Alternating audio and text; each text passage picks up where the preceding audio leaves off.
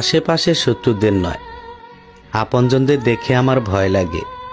কারণ পর মানুষে আঘাত করে পিঠে, আর আপন মানুষেরা আঘাত করে ডাইরেক্ট বুকে।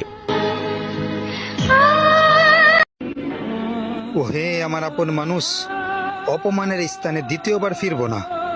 যোগাযোগের তৃষ্ণায় মরে যাব, তবুও যোগাযোগ করব না।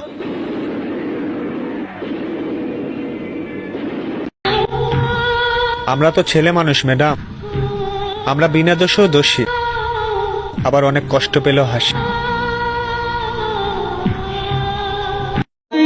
আমাকে একবার নয়, যদি কোটিবারও জিজ্ঞাসা করা হয় এই পৃথিবীতে সবচেয়ে কঠিন জিনিসটা কি, আমি ততবারই উত্তর দিব, মানুষ চেনা।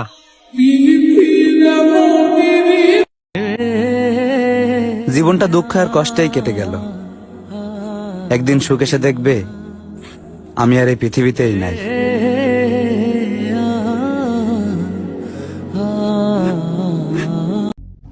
তুমি তোমার বিবেককেই প্রশ্ন করো তো, তুমি যেটা করেছো আমার সঙ্গে, এটা কি ঠিক করেছো?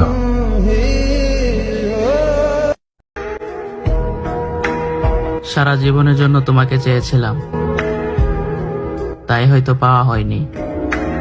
যদি অন্যদের মতো টাইম পাস করতাম তাহলে হয়তো পেয়ে যেতাম।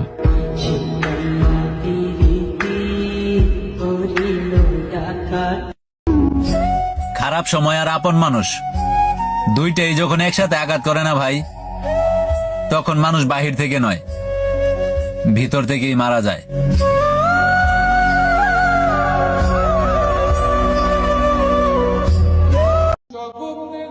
হঠাৎ করেই কোনো একদিন মৃত্যু হবে, তবে মৃত্যুর আগে কিছু কথা লিখে যেতে চাই। লিখব যে জীবনটা খুব সুন্দর ছিল, আমি তাকে উপভোগ করতে চেয়েছিলাম।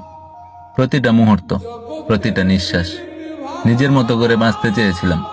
তবে জীবনে কিছু আঘাত এমন ছিল যা সময়ের সাথে সাথে আরো তীব্রভাবে আঘাত করলো।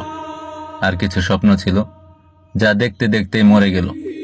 নিজের একাকিত্ব, মানুষের ছলনা, ভেতরের শূন্যতা সবকিছুই শেষ হয়ে গেছে। এখন বড্ড ক্লান্ত আমি, তবুও বাঁচতে চাই।